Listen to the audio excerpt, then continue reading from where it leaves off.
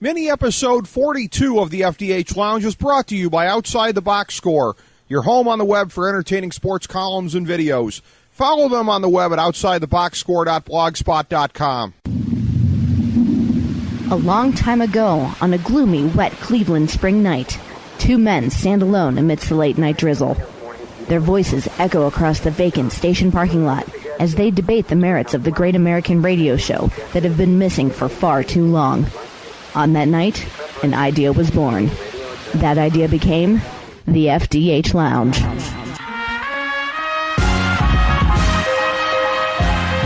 Welcome to the FDH Lounge. Welcome to mini episode number 42 of the FDH Lounge and our 13th adaptation of the FantasyDraftHelp.com Insider in this format after 7 seasons on our previous platform. This is FDH Managing Partner Rick Morris here with our NFL Week 13 version of the Insider as we deliver our lineup advice for this slate of action. First of all, since we have different platforms where this is available, we urge you to view this on our fantasy blog at FantasyDraftHelp.blogspot.com because of the links we posted that precede this webcast. In particular, we have links to our Fantasy Football Draftology 2011 guide, Google News and CBSSports.com for injury news, and the NFL.com Week 13 homepage for scores and updates.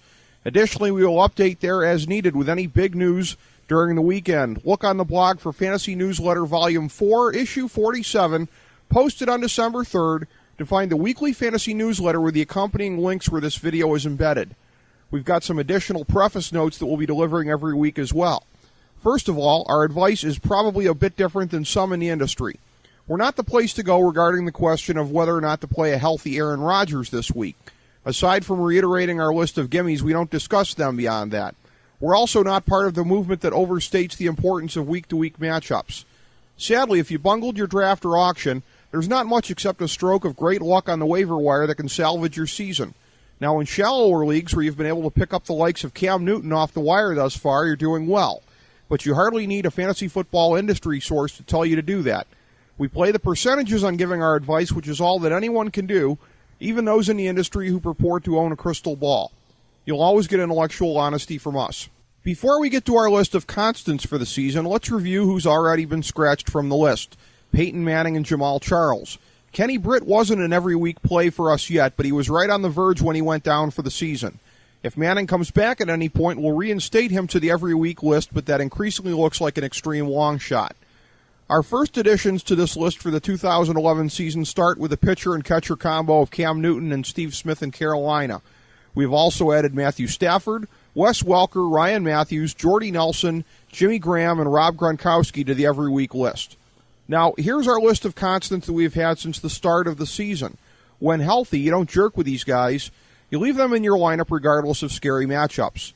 At quarterback, Aaron Rodgers, Tom Brady, Phillip Rivers, Drew Brees, Michael Vick, Tony Romo, and Matt Schaub.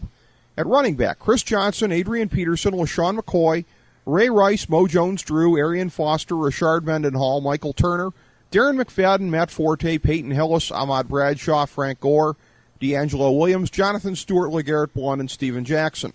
At wide receiver, Andre Johnson, Roddy White, Calvin Johnson, Greg Jennings, Hakeem Nicks, Reggie Wayne, Mike Wallace, Larry Fitzgerald, Miles Austin, Deshaun Jackson, Mike Williams, Dwayne Bowe, Marcus Colston, Jeremy Maclin, Vincent Jackson, Dez Bryant, and Brandon Marshall.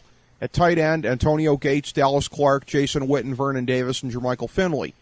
Now, our advice is relative, and there are exceptions to every rule. For example, if you have more than one quarterback that we recommend, you do have to bench one of them unless you're in a league with some really funky position requirements.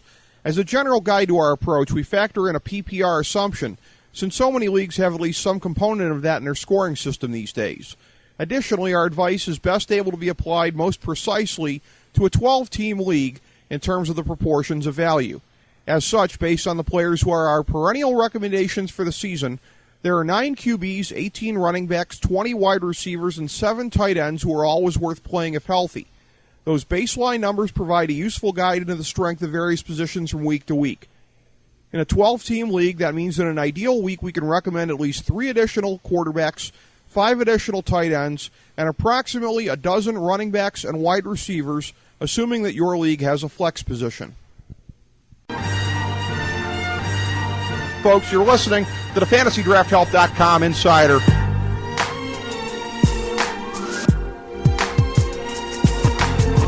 No one in this country can ever pronounce my name right. It's not that hard. Nai-Nanajad. Yeah, well, at least your name isn't Michael Bolton. You know, there's nothing wrong with that name. There was nothing wrong with it until I was about 12 years old, and that no-talent ass clown became famous and started winning Grammys. Why don't you just go by Mike instead of Michael? No way. Why should I change? He's the one who sucks.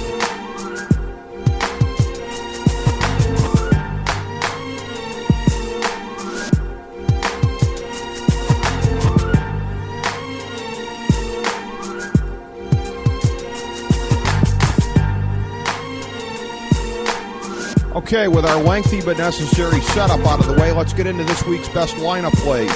Now that the Thursday night games have started, we will recommend fantasy players on our Twitter account at the FDH Lounge. We recommended Marshawn Lynch this week. Check our Twitter account during the week to catch our recommendations going forward. At quarterback, the depth is good as we can recommend 8 additional passers. Matt Hasselbeck, Matt Ryan, Ryan Fitzpatrick, Carson Palmer, Ben Roethlisberger, Mark Sanchez, Tim Tebow, and Eli Manning. At running back, the field is good with 10 additional recommendations. Reggie Bush, Michael Bush, Mo Morris, Darren Sproles, Mark Ingram, Roy Helu, Ben Jarvis, Green Ellis, Willis McGahee, DeMarco Murray, and Beanie Wells. At wide receiver, the field is incredible with 14 additional players to recommend.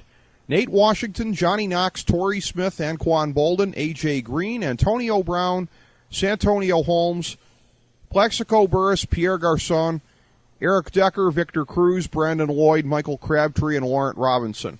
Tight end is very good with 6 additional recommendations.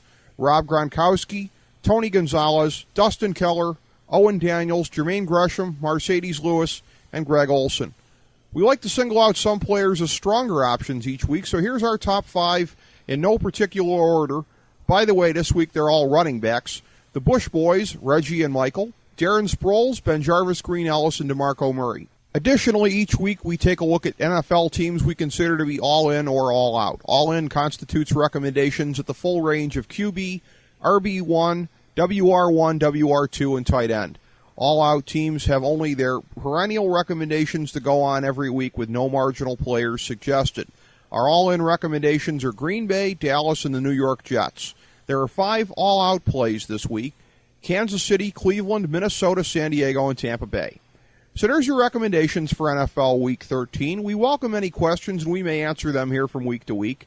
Become a friend of FantasyDraftHelp.com on Facebook, or hit us up on Twitter, where our identity is the FDH Lounge with no spaces and the T, F, D, H, and L capitalized.